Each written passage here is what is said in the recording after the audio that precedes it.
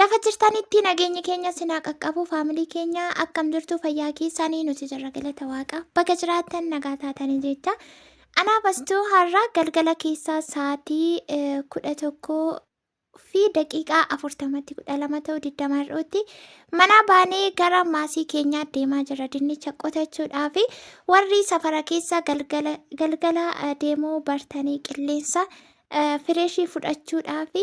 Injiraa mitiiree galgala erga biiftuun seenuu geessee aduun darbee mandara keessa deeman wayii suni baay'ee nama hawwisiisa baay'ee namatti tola baay'eellee nama yaachisa warri yaada akkasii qabdan viidiyoo keenya jaallattan laayikii gochuutiin aga xumuraatti nu waliin turaa warri immoo haaraa taatan yoo manni keenya isinitti tole sabiskiraabii gochuutiin gara mana keenyaatti dabalamaa isiniin jenna.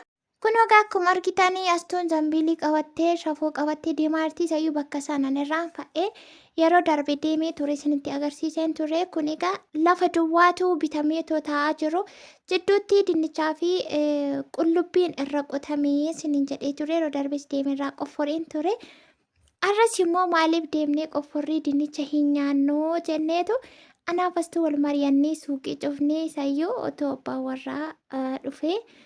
Nu lolatee naan beeku garuu maal akka inni jedhu saatii malee maatii suuqii cuftanii deemtuu nuun jedhaarti immoo dinnicha nyaachuu barbaanne gabaatii bituudhaaf kan birrii 50 gumaa 4 kan 100 immoo gumaa 8 jechuudha akkasittiin jira maaliif deemnee xiqqoo ishee finnee hin dhufnuu jennee wal mari'annee anis ishee jajjabeessi isheenis na jajjabeessite wal fudhannee banne isa booddee bakka saayyuu irraa kaadheenii namnis nun beeku nutis nama hin beennu safara hin beennu.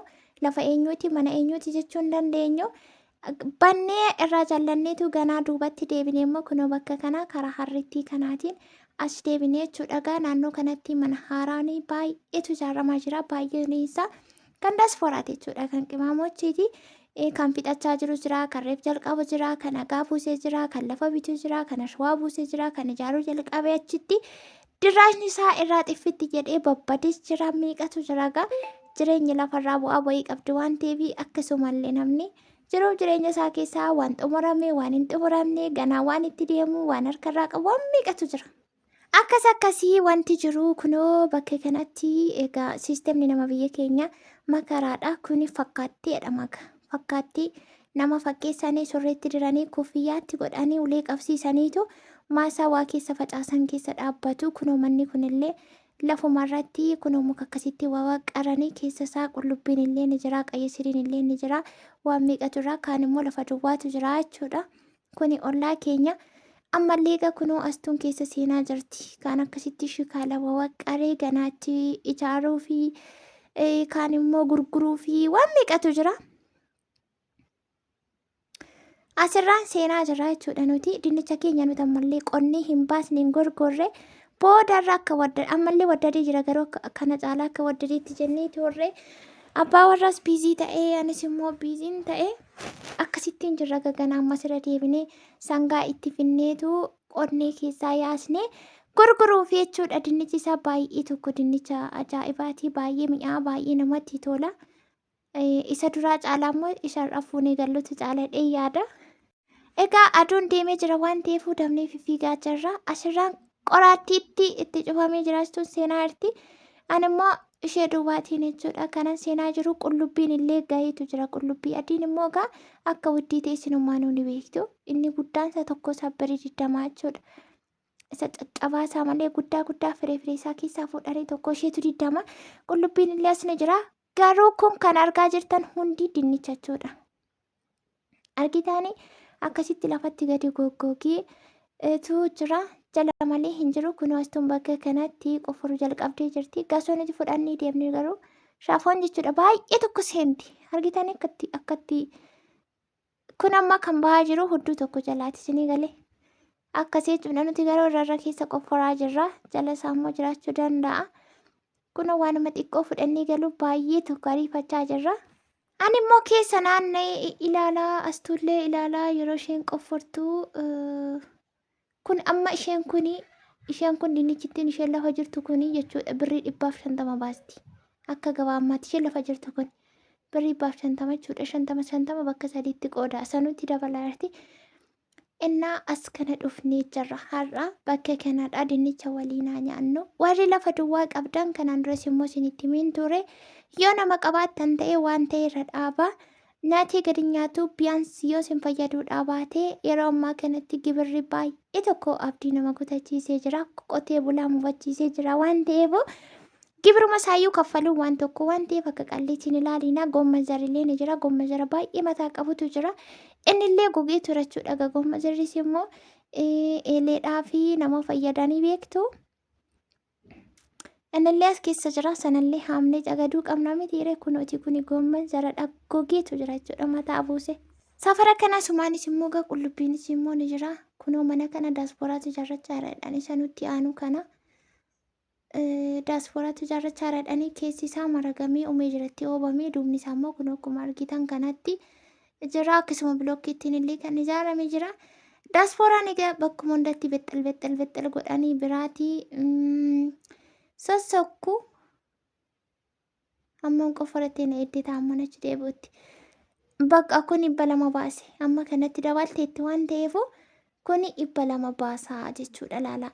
Garuu gasootiin foccitee fixxeetti amma nannaqachaa jirra. Hin galla bakka galuu qabna. Sa'aatiin nutti deemee jira. Isayyuu hin sodaanna. Karaarraallee kaachuu dandeenya waan ta'eef kunoo ishee kana fudhanneetu gara manaatti galuudhaaf jirra jechuudha. Yoo isinitti tolee bichaa viidiyoo keenya laayikii sheerii nu godhaa. Yaada keessaan immoo koomentii irratti nu biraan qaqqabsiisa.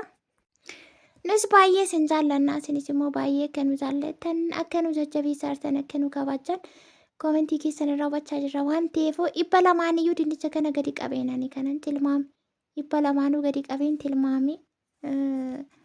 Amma immoo gabaa keessaa waan kan amma tokko maan jedhu dinnicha irra buufatee jira kan dhuminatti fakkaate. Akkasitti Asteer zambiilli ishee keessa buufattee ba'uuf jirra jechuudha. Argitanii deebinee baaneetu ingallaa gara mana keenyaatti isa booda baan argitanii manicha isa duuba kootii kan daasporaa isiniin jedhu karaa duraa irratti deebinee jirra. Kunuas kana qayyisiriitu jira. Ollaan keenya qayyisirii dhaabbatanii lafa isaaniirra. Amma kunoo galaa jirra. Qotannee yeroo galaa jirru amma immoo xiqqoo jedhee akka didoo kanaayyuu ta'eera. Sossodaachaa fi gaarra kun duubaanidha. As bajaajiin hin jiru. Gaariin hin jiru.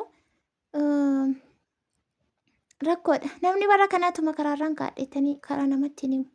Waan biraa odeessa gana. Kun immoo bulchiinsaa ta'uu mana barumsaa karaa gajjallaa irra garuu maal akka ta'e hin beeku. Kun irraa daqiiqa 3 caalaan deemsisu nu biruma jira. Maal waajjira maalii akka ta'e hin beeku. Asii baanee kunoo ispaaltiitti baanee ispaaltiirra baanee immoo gara mana keenyaatti galuutti jirra jechuudha. Kunuuti luf jechaa jira. Deemsa galgalaan beektu mitiire. Waan ofii kanuma ofiiti warqiin harka ofiirraa sibiilaa jedhu yeroo siif namatti hin beekamu warri keenya dur yeroo jiratanii egaa lafti kuni kanaan duras immoo goomman irra faca'ee goommana baay'eetu irra ture. Isayyuu abbaan warraa agasmara himmatti hin qabuuf malee goommana warri dhiiraa quban qabaatan malee goommanni jecha xiqqishuu tokkotu birrii 40 ba'a. Xiqqishuu qabaa kan hin goonne innillee irra faca'eetu ture. Ammoo dinnicha baay'ee mi'aawuu fi bareeda. Firii gaarii kenneetu jira jechuudha. Warri lafa qabdan lafa keessan lafan kaayina. Wanti irra qochisiisa. Hin gowwoominaa fakkeenya fudhadhaa isiniin jaa. Kunis safara keenya geenye kunuu suuqii keenya fillafiitii geenye. Kanadha suuqiin keenya karaa alaa. Suuqii kee akkamitti namni dhufa warri jettani alaan hin argama. Isin keessaan ilaaltu malee alaan hin argama. Amma gibbii keenya seenneetu jirra. Xumuree jira viidiyoo isinitti dheeressee ijaaf qalbiirraa achi na hambisaa isiniin jedha. Deebinee haga dhufnutti nagaa fayyaa nu ta'a. Baay'ee.